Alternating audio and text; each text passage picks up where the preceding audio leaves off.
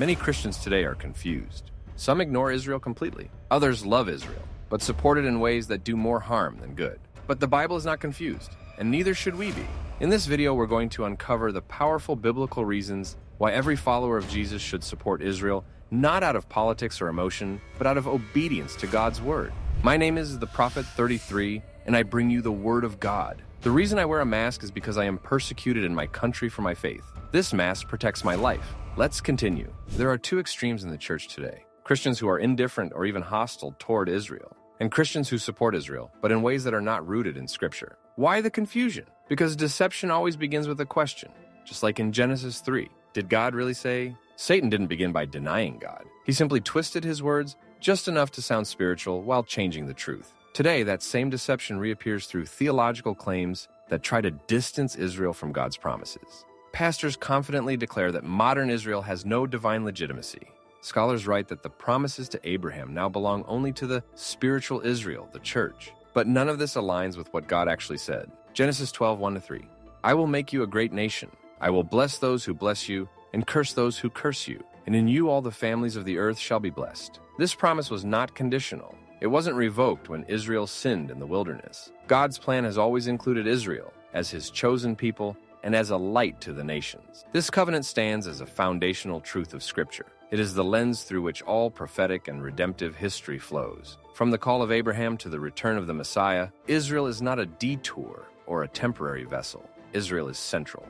Even when the Moabite king Balak hired Balaam to curse Israel, Balaam declared, "How shall I curse whom God has not cursed?" That moment revealed something deeper. God's blessing is irrevocable when it's spoken by him. Even a pagan prophet, under pressure from a hostile king, could not utter a curse against what God had decreed as blessed. You can't curse what God has blessed. And no nation on earth, not then and not now, can override a covenant made by the Almighty. To this day, Israel remains the only nation God ever called my people. Some claim that Israel only mattered in the Old Testament, but Jesus disagrees. In John 4, speaking to the Samaritan woman, Jesus said, "You worship what you do not know. We worship what we know, for salvation is from the Jews." He didn't say was from the Jews, he said is. This present tense declaration reminds us that the Jewish people still play a central role in God's redemptive plan. Jesus, as a Jew himself, did not distance his ministry from Israel. He affirmed it. And in Romans 11, Paul writes, "Has God cast away his people? Certainly not." He goes on, "For I also am an Israelite. God has not cast away his people whom he foreknew." Paul, writing long after the resurrection, affirms that God's covenant with Israel is still active. Their stumbling was not the end. It was the beginning of mercy, extending to the nations. And just as Gentiles have been grafted in by grace, Israel too will one day be restored in full. Israel's rejection of the Messiah never canceled God's promises. Instead, it set the stage for the greatest redemption story ever told, a story that ends not in replacement, but in restoration. But be careful. Even well-meaning support can go wrong. Some promote a dangerous idea called dual covenant theology, the belief that Jews can be saved without Yeshua. This idea suggests that there are two separate paths to salvation, one for Gentiles through Christ and another for Jews through the covenant of Moses. But this contradicts both the words of Jesus and the message of the entire New Testament. Jesus said, "Unless one is born again, he cannot see the kingdom of God." This was not directed only to Gentiles, but to all of humanity, including the Jewish people. To suggest otherwise is to deny the core of the gospel. Others, with good intentions, try to become Jewish by keeping the law. They observe the feasts, dietary rules, and customs, as if that's the key to deeper faith. But the law was never meant to save. It was meant to reveal our need for a Savior. Paul made it clear. The law is a mirror, not a ladder. Our calling is not to imitate Judaism. It's to provoke Israel to jealousy, not through rituals or external practices, but by embodying the transformed life that comes through Yeshua. The true power of the gospel is not in outward forms, but in inward renewal that draws others, especially Israel, to the Messiah. Why is there so much hatred toward Israel? Because this is a spiritual battle, rooted in the very heart of redemption history. Satan isn't just fighting a nation, he's fighting the fulfillment of prophecy. Because the Bible says clearly, when Israel looks upon Yeshua, the one they have pierced, and calls upon his name, he will return. Zechariah 12 says, "They will look upon me whom they have pierced, and mourn." That moment signals the end of Satan's dominion and the return of the rightful king. So, the enemy will do whatever it takes to delay or prevent that moment from coming. He stirs up hatred. He He distorts theology.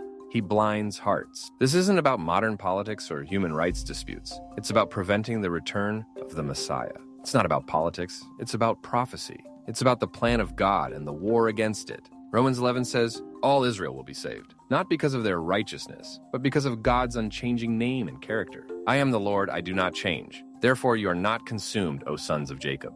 God does not abandon his covenants. His faithfulness is not based on human merit, but on his own eternal nature. Throughout history, Israel has faced judgment, exile, and suffering, often as consequences of disobedience. And yet, God always preserved a remnant, always promised restoration, always pointed toward a future redemption. The restoration of Israel isn't a coincidence or a geopolitical fluke. It's the unfolding of prophecy. For the Lord will not cast off his people, nor will he forsake his inheritance. This verse isn't just poetry, it's a divine guarantee, a declaration that even when the world turns its back on Israel, God never will. So how should Christians support Israel? Not to make a name for ourselves, not to exploit Israel for money or fame, but to honor God's word, to stand with what God stands with, and to understand that in blessing Israel, we are aligning ourselves with God's eternal plan. Support must come from a place of humility, not personal gain. Far too often, people attach themselves to Israel for publicity, profit, or influence, missing the sacred responsibility that comes with standing beside God's chosen people. Romans 15 says, if the Gentiles have shared in Israel's spiritual blessings, they owe it to the Jews to share with them their material blessings. This verse doesn't just speak of generosity, it speaks of indebtedness. Gentile believers didn't just benefit from Israel's history, they were grafted into it. The patriarchs, the prophets, the scriptures, and the Messiah himself all came through Israel. True support must reflect that awareness, with gratitude, intercession, and action. Support Israel wisely. Pray for her salvation. Give materially where the Spirit leads, and remember, he who touches Israel touches the apple of God's eye. You cannot hate what God loves and expect to walk in his favor. You cannot ignore Israel and expect to understand the Bible. And you cannot separate Jesus from his people, because Yeshua is coming back, and he's coming back to Jerusalem. So let's stand with God's promises. Let's stand with Israel.